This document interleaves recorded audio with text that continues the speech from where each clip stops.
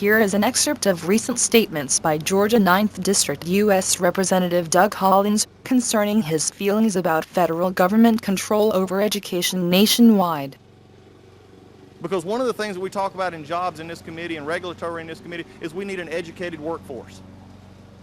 But yet we have an ever-expanding Department of Education up here, of many of which have never been in a classroom. Educators sitting in a cubicle saying, here's how you teach kids, and have never taught in a classroom. It's not the fact if regulation matters.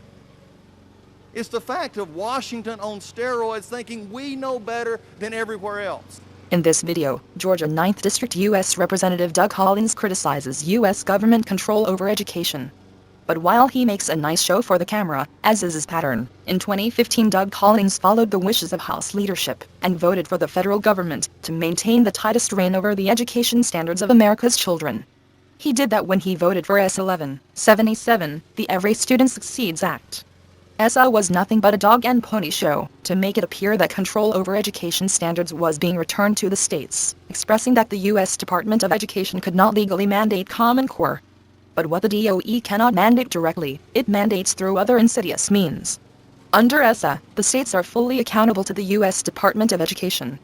But while the bill Doug Collins voted for requires accountability for education to the states, it did not grant authority over education standards. Under ESSA, authority over education standards in every state is retained by the Secretary of the U.S. Department of Education. Here's how the ESSA dog and pony show works. Under ESSA, which Doug Collins voted for, each state must submit an education plan to the U.S. Secretary of Education.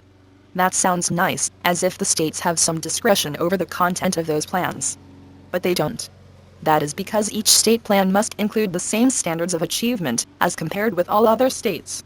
And each state plan must utilize the same nationally recognized tests, so to provide data which can be compared across all states. And since most states have already implemented Common Core, in practical terms, the only standards available for states which can fulfill this ESSA mandate is Common Core.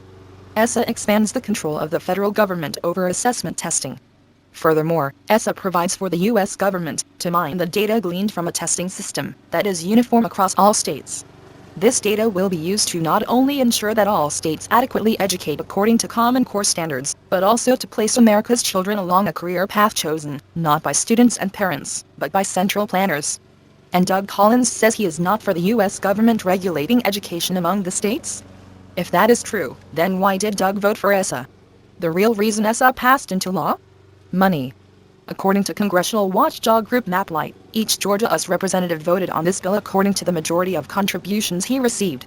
In fact, that is practically true for the entire House of Representatives, only 10% voting against the wishes of the majority of their contributors. As an example, groups who supported the passage of ESSA contributed $53,700 to Doug Collins' campaign fund.